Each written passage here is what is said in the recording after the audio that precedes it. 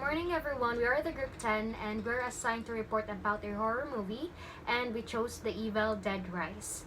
So first, I'm going to discuss to you a little background of the movie and then we're going to analyze and explain more about the movie by using the 12 stages of the Vogler's hero's journey and by using also the Freytag's pyramid and the Vogler's archetypes.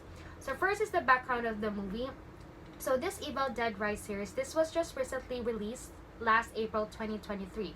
And this is an American horror movie that was written and produced by Lee Cronin. And actually, this is the 5th movie of the Evil Dead Rise series. And the first movie that was entitled The Evil Dead, this was released last 1981. So dugan na siya kaayo. And this was written by Sam Raimi at that time and then produced by Robert Tappert. And then they made a sequel of The Evil Dead and they titled it The Evil Dead 2. Still written by Sam Raimi and produced by Robert Tappert. And then a sequel for the second movie, which is the Army of Darkness. Army of Darkness. And this was released as 1992, dugay na Japon, and still written by Sam Raimi and produced by Robert Tappert. And then, ang actor ani na movie which is si Bruce Campbell. He decided to retire na at that time.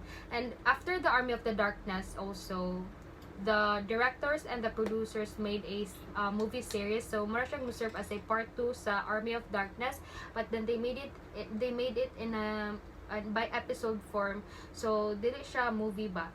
So di siya matawag na part siya sa Evil Dead Rise series. So and that's where the time also that the main character or the protagonist of the movie, which is si Bruce Campbell, decided to retire na.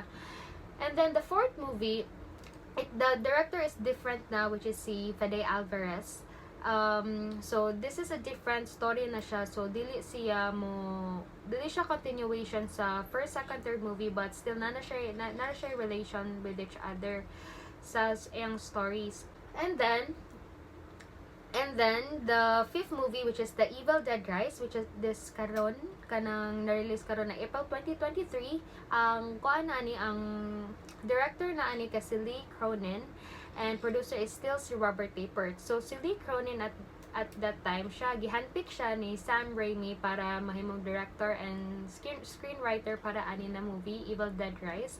And then at that time, Lee Cronin decided na ang ititle sa movie is Evil Dead Now.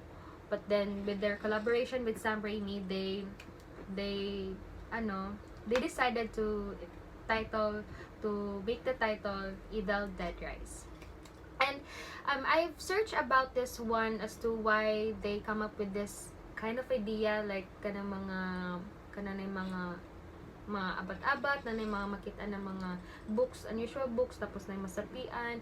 But then it was not really stated what is the reason. Pero usually si Sam Raimi manggod siya, and si Sam Raimi, si Fede Alvarez and kani sila kay ilang like genre nila is more on horror movies manggod, kay si Fede Alvarez siya pud ang ga-produce and siya sad ang director sa Don't Breathe. Katon siya po na siya abat-abat. So moving forward, I'm going to discuss to you first the 12 stages of the Vogler's hero's journey.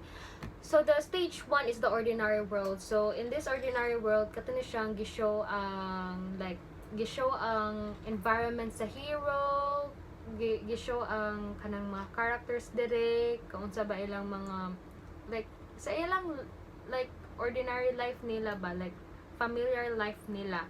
So kani siya na story or kani siya na sa part sa movie. This is where the very first part of the movie when I'll introduce the characters now. So Ellie this is the single mother and a tattoo artist, and siya po ang may mga abat. And so si Ellie is a single mother and an artist, and kato sa movie kato siyang mura siyang design siya sa iyang mga tattoo, katong sa iyang mga equipments or mga tools sa iyang tattoo. And then also this is the time when na-introduce po da iyang mga children, which is si Bridget ang pinaka magulangan, ang eldest niya. Second child niya is si Danny, and the youngest one is si Cassie. And then kani siya na setting nahitabo ni siya sa kuan sa apartment which is a condemned building sa Los Angeles, and gitawag siya og sa ba to, Mond Apartments ang tawag ato. Tapos on the other hand or on the other side sa kuan mura po na background sa ni kuan ni Beth. Si Beth ang sister ni Ellie, and si Beth pud ang hero ani na movie. So si Beth gipakita dito na naa siya sa murag, si Beth is kuan mo gud siya kanang guitar technician, so mura siya og kanang sa mga groupie na side gani. Tapos gipakita dito na naa siya sa comfort room, nag-take siya og pregnancy test, and nalaman niya na pregnant siya. Tapos wala siya kablog siya buhaton, so she decided to visit Ellie to ask for an help or like mga assistance because kuan siya, nalaman niya na pregnant na siya.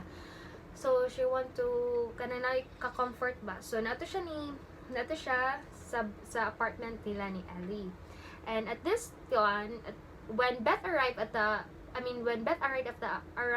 apartment, so they talk.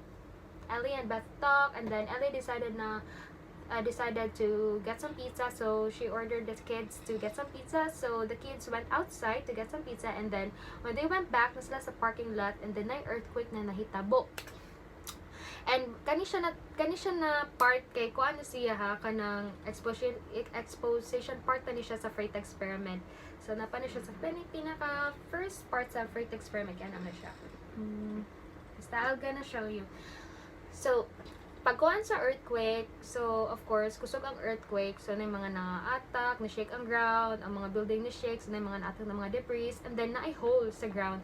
Tapos Danny saw the hole, and then Danny decided to explore the chamber or explore the hole, but then Bridget, which is the eldest, told Danny na ayaw kaya maybe there is an aftershock, but then Danny did not listen, and he went inside the hole. And when he went inside the hole, Danny saw that there was like Danny saw some religious relics like recordings, and dito niya nakitaan ang unusual book. So of course si Danny itong gikuha kay para niya maselto niya, and then makahelp ni Ellie sa iyang mama na kanang iyang masel niya sa book and sa mga recordings. So itong gikuha, and then when they went back sa apartment, of course Ellie was so worried because na earthquake, and then naka-feel siya og kuan relieve siya kay tungod kuan ra safe for young children. So si Danny went to his room, and then he opened the kuan, he tried to open the book, but then the book naman siya kuan murag ana na lock, and then iya yung gipugos mo to ni open, tapos nasamad siya, tapos na-drop na dugo ni-drop yung dugo sa book, tapos mo to time na ni-open ang book, magi-absorb sa book ang blood, tapos ni-open ang book.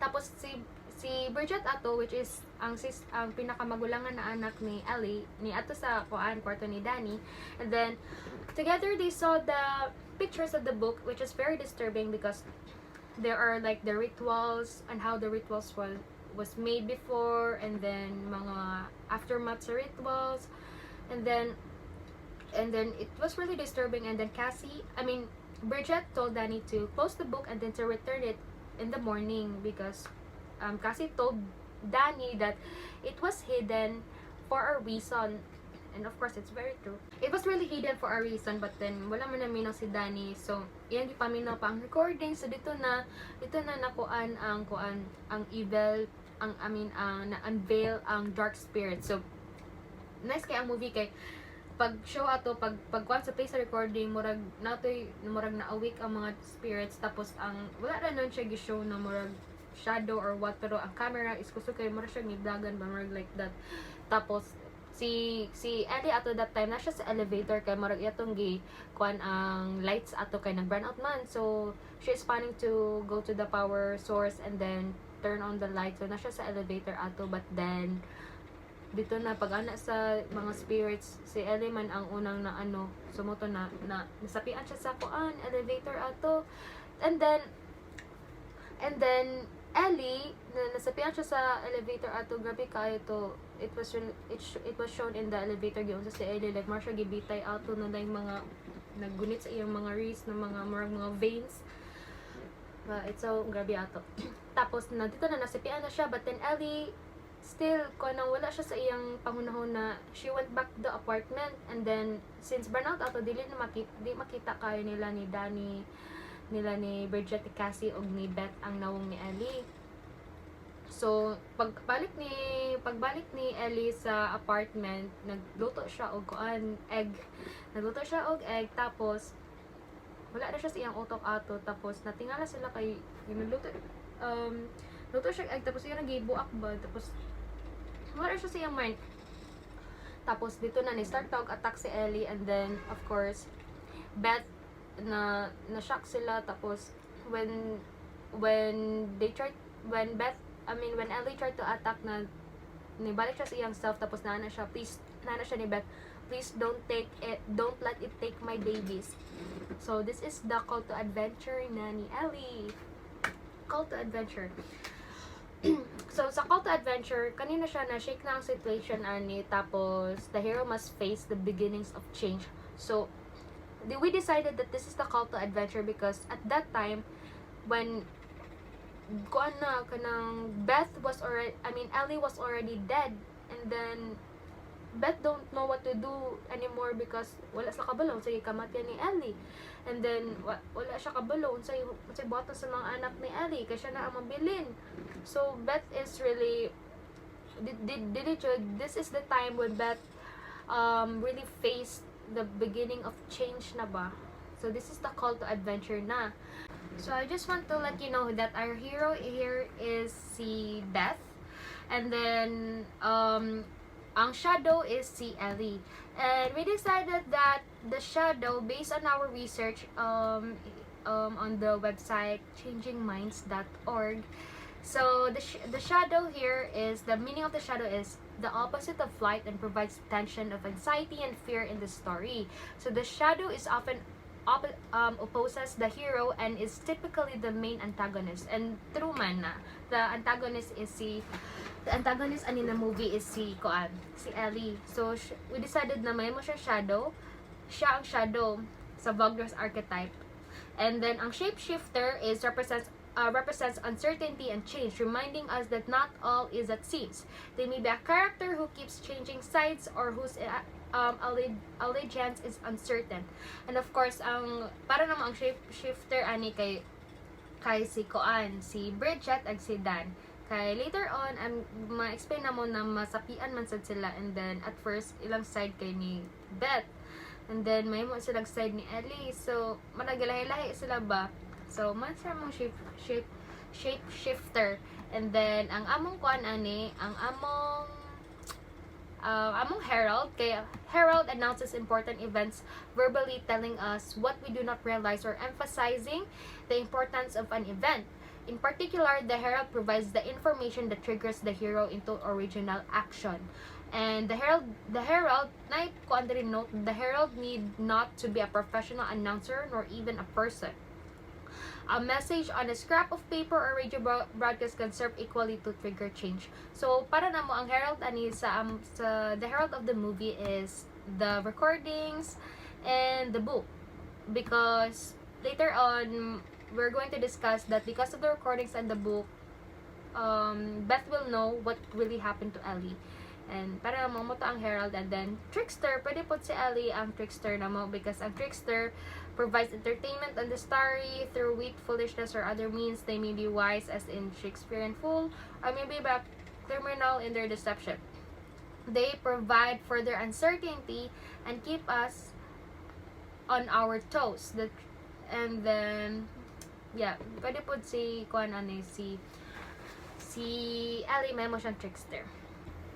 So the second stage is the refusal of the call. So every hero has a doubt and fear that hold them back. So this is the part where the hero has doubts about their abilities. So at this time, when I explained earlier that Ellie died already, right? Because katong she went to the apartment, she tried to cook some eggs, and then she tried to attack Beth and the children.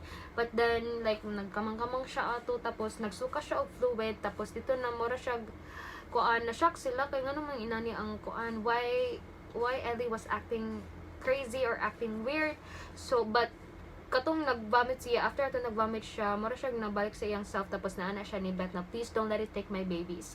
And then, na-drop siya, tapos namatay siya. Dito na to na time na, mura sa lag na ano ba, na-shock, tapos, so, Beth and Danny, which is the second child, and Beth is the sister, Beth and Danny tried to help Ellie at the time. So they went outside their apartment. So nato sa elevator, but then the elevator was naguba because of the earthquake.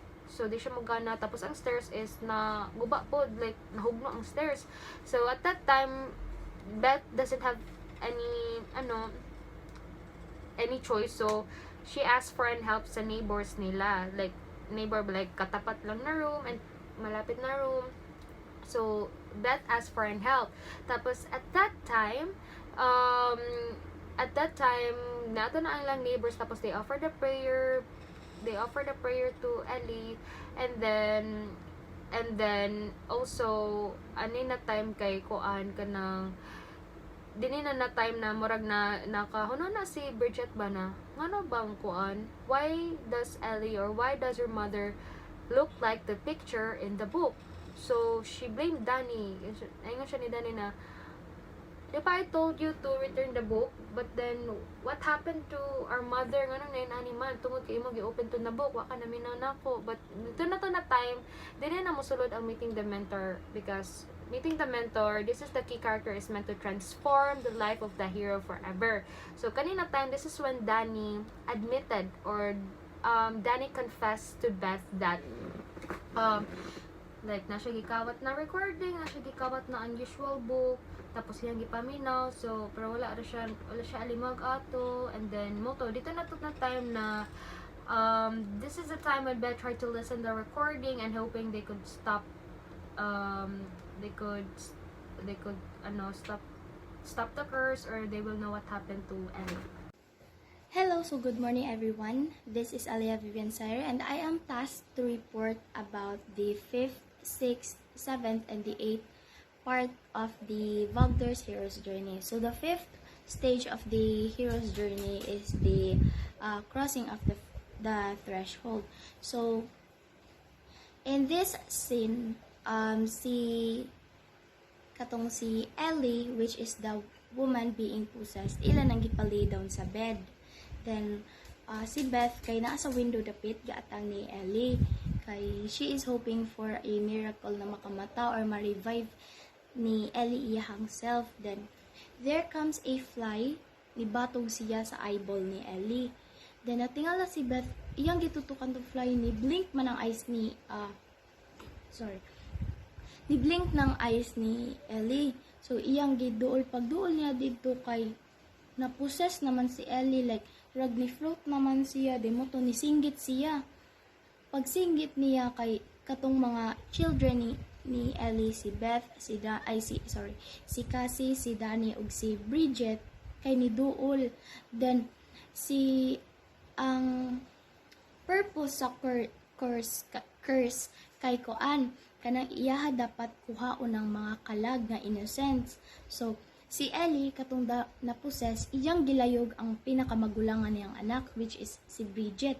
Then si Bridget gasige nag-scream niya, wala na may madusi lang Beth kay tungod po daw guys ka hurag na taranta na sila ug na shock nga ngano na ing ato na si Ellie, kay si Ellie ato gikan ra ba ato sa elevator kay magdala unta atong mga staff sa ilalom unya pagkahinla kay na ing ato na siya pagbalik dayon na ay glass nga nabuak. Si Ellie iyang silbi gahigda sa ilalom si Bridget iyang anak, iyang gilayog, iyang gikaptan diri para di makakonde, iyang gisamaran diri si Bridget, then gitilapan niya si Bridget di muna to katong gasige na sila singgit kay wala na sila mahibalo na sa buhaton. Di katong duha ka neighboring apartment nila, si katong masculine nga young man ug si old man ni duol ilang gikalit og abri ng portahan kay naman sila sa gawas ato nangita og way para makagawas sila sa apartment kay basig mo aftershock pa ang linog. Then pagkahinla kay si Ellie na divert iyang attention atong nikalit og open katong duha ka lalaki ilang neighbor, nikalit og divert ang attention dito din siyang what happened muto gilayog sila sa gawas dayo kuan sila opportunity silang Beth nga gi-close ng door din butangan og mga bugat nga staff para dili makasulod si Ellie balik. So silbi ang ilahang door kini katong double lock good nga murag mga tawag ana basta locks dahil mo na to pagkahinla kay kanang ilang door kay na may katong murag makita nga unsay nahitabo sa gawas inga di ila gilantaw katong lalaki nga masculine nga young man kay gikuha ag eyeballs nya naman po yung mga bata sa gawas kay gikan lagi sa apartment ng gawas sila paggawas kay giatake man silang tanan. So si katong masculine nga young man napatay na kay nakuha ad eyeball then giinganan iyahang liog in front of kanang daay sa iyahang kuan door nakita ni Beth. Then pagkahina katong old man kay ni ato day sa iyahang balik sa iyang apartment kay mukuha siyang shotgun di iyang gipusil kapag kahina kay ang place kay na turn into silence. So silbi si katong old man napatay ni Ellie. So si Ellie nakita siya dito galabay-labay ra siya sa portahan nagwait ra siyang abrihan siya de. Ang katong mga sa sulod nga silang Bridget, silang Cassie, si Danny ug si Beth mo nali sa sulod sa apartment. Then wala pa sila kabalo nga si Beth kay natilapan de iyang I mean nakuanan iyang diri nga mo trigger na di ay nga masunod na siyang ma-infected. So si Cassie ni adto siya dito sa portahan kay giingnan na siya sa iyang mga sister and brother o si Beth nga ayog duol dira kay kabigon ka sa imong mama imo na to kato iyang mama kay nilantaw siya sa iyang mama atong gamay kuan circle sa ilang portahan ning ana siya nga nibutan naman pud akong mama ako na ning abrihan de sige na gakanta og hurag-rak bye baby gay aron iyang mama. Then si Cassie ni attempt si Cassie na abrihon ang kuan like lock pag abri dito kay gikalit raman og kuot si Cassie sa kuan. So silbi ang kamot ni Ellie is holding Cassie pero iya hang gipalutaw si Cassie gaing ana de ni singgit si Cassie ni scream siya de moto si Cassie si Bridget ug si Beth ni-rescue dayon niya di ila din gisige pushon para masakitan din mabutan.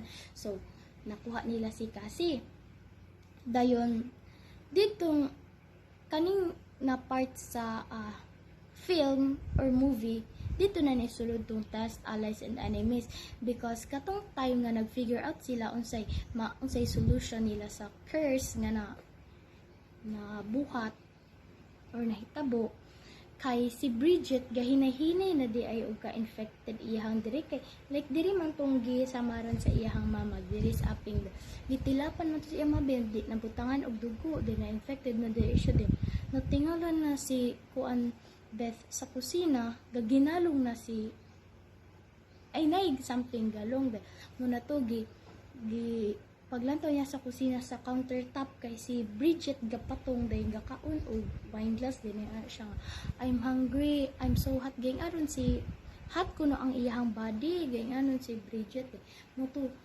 ni step back og gamay si Beth pag step back ni Beth ni crawl niya si Bridget ni crawl niya si Bridget paingon ni kuan kay mo atake na gud siya like gana na pud siya makapatay ba dayon iyahang ganahang patyon ang kinamanghuran nila nga si Cassie. So si Cassie naa siya dal, iya iputlag liog ang dal day ang silbi gi puli niyang liog sa dal is stick nga sharp kay sa edge de moto. Pag atake ni Bridget niya, iyang ging ana to stick so natusok nang diri ni Bridget. Then dito na nag-start na tumba na kuno si Bridget dayon nag-spread na ng mga blood ing ana di ilang gi tuuhan patay na si Bridget de mo to ilang iputos og kanang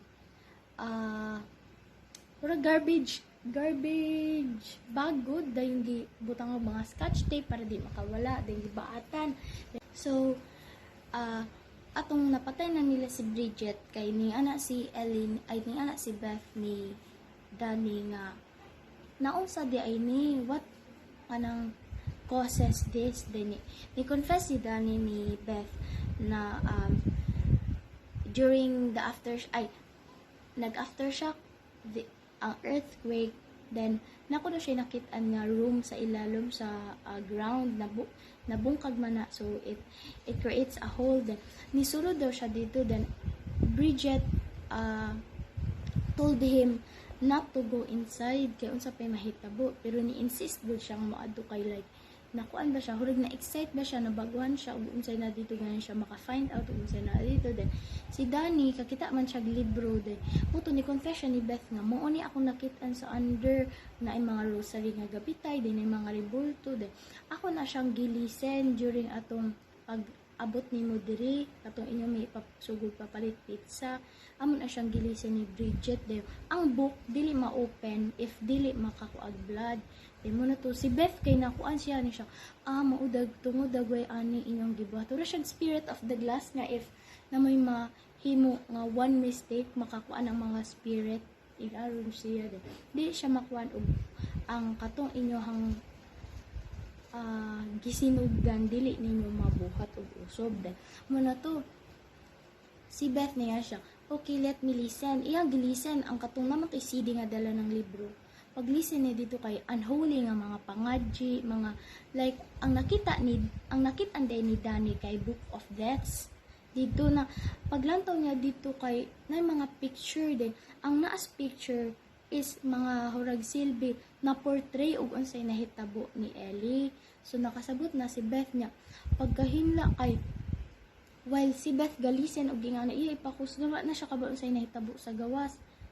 Si Cassie nitago si Cassie nga si Danny kay kuan naman unsay tawag ani gi atake naman siya ni Bridget si Danny pagkahinla iyang si Danny gibutangan ni Bridget diri og duha ka gunting gipatapot sa counter di iyang gibugwa kag dugo. So naisamad si Danny ato din nabuta na infected tungod sa dugo nga givomit ni Bridget sa iyang nawong. Then dito na ang duha na lay nabilin si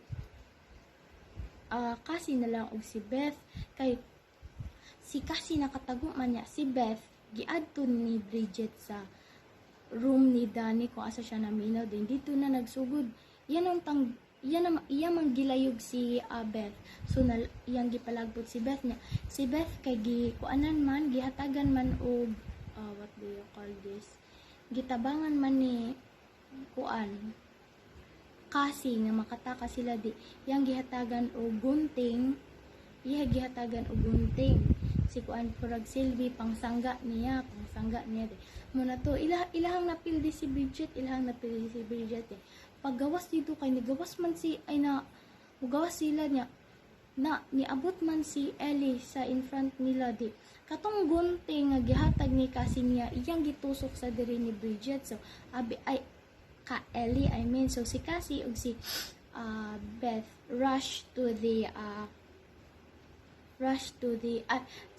that part of the story kay dito na ni saludtong the stage 7 which is the approach to the innermost cave katong ilahang natusok og gunting na si Ellie din. The last is the ordeal. So escape na silang duha. Then dito sila sa elevator kung asa nasapian si Ellie niya. Ang elevator kaya close open like sige rang gaing ana ba de. Pagkasulod nila dito pagkita man si Cassie ug Yabi dito silang card mo to iya din gi-grab di pag kuan nila while ilahang gasigi sila pindot atong mga number sa elevator to go down nangabuhi tanang gipatay. So that's why dito na ko nakagets nga Evil Dead Rise. Dito na ko nakagets sa title o unsay relate anang title sa movie din.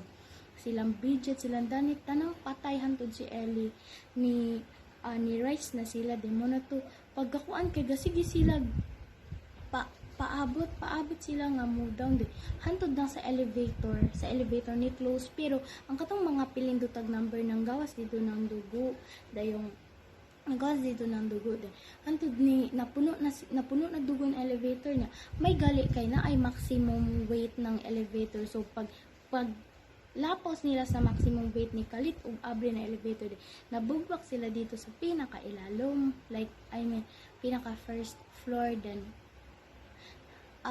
dito nahitabo ang death nilang Ellie ug ni So silbi ang sa Uskalawas na nakatapot si Danny o si Bridget o si Ellie. So silang tulo sa Uskalawas. So dito nahitabo ang death, which will be further explained by Edlin Gomez. We are now at the ninth stage of the hero's journey. The ninth stage is the reward stage.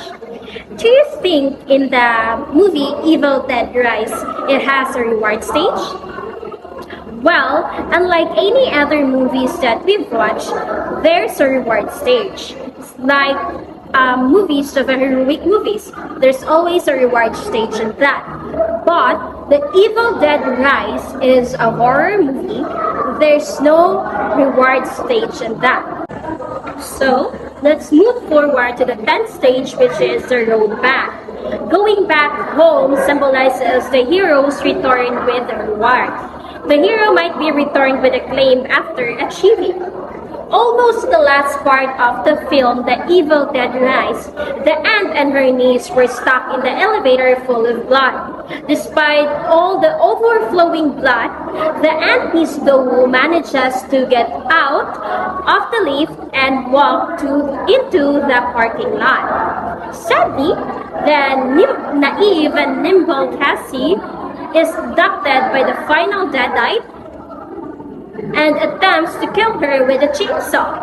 You see, but you will think that when they escape at the elevator, they can already escape the building. But nabalik sila sa another struggle na pod. Muna ang gitawag na to the road back, which is the 10th stage. Kay mo ko nga part nga si Cassie na kuha sa that time. So Beth manages to get out the parking lot or the building.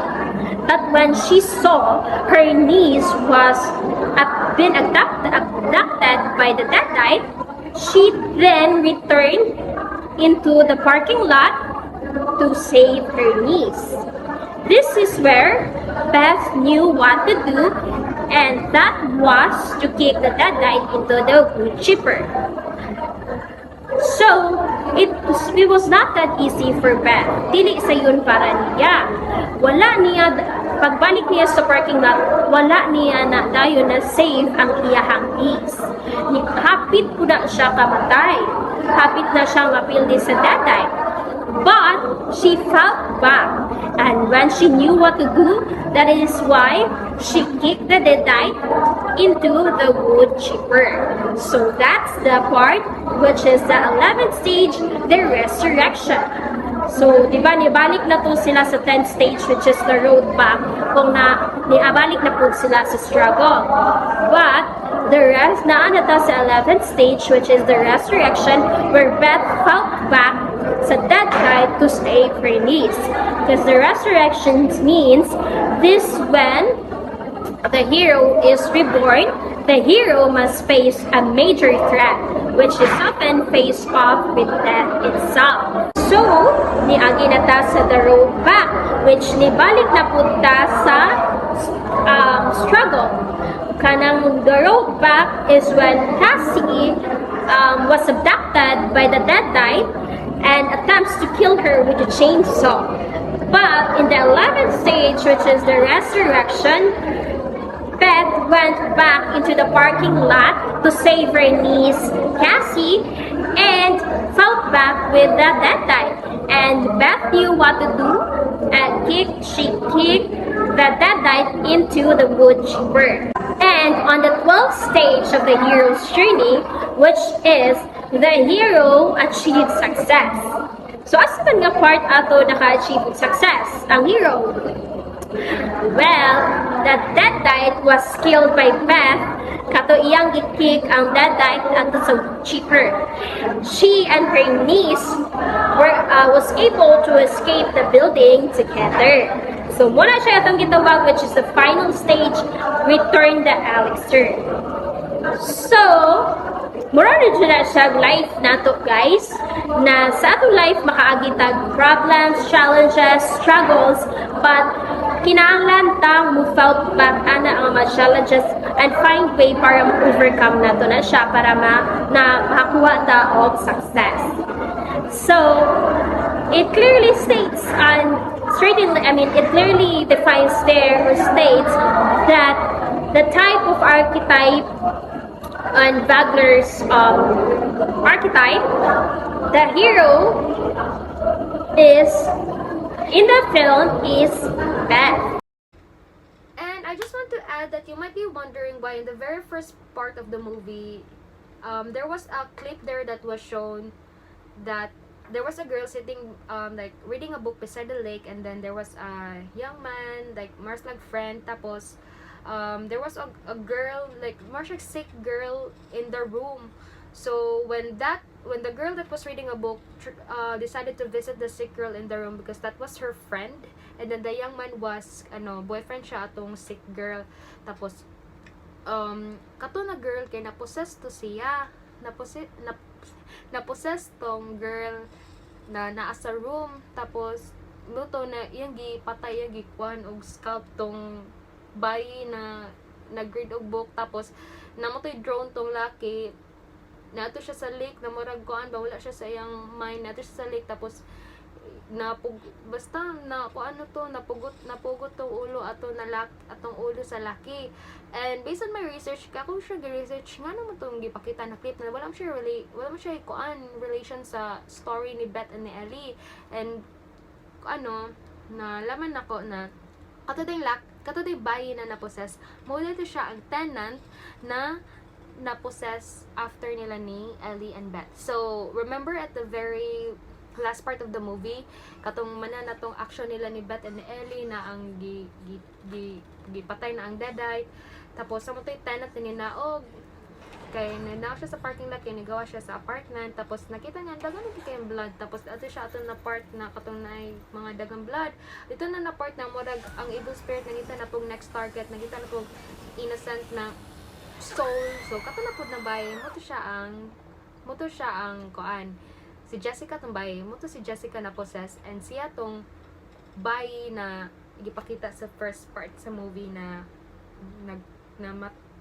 gipampatay niya tong yung friend o yung boyfriend, which is really amazing because not all movies are like that na kanang murag kag ma-intrigue ba na ngano pa ning gipakita na wala kuan related ni siya sa kuan story. So mo to nalaman nako, and then of course nalaman nako to siya. Tapos of course this movie also talks about parenthood because since 'di ba Beth was pregnant, and then she has a fear of turning into a mother, but then because sa paghitabo nila na kanang si Ellie na possess, iyang mga anak si Bridget, si Danny na possess po din namatay, tapos si Cassie na lang nabilin.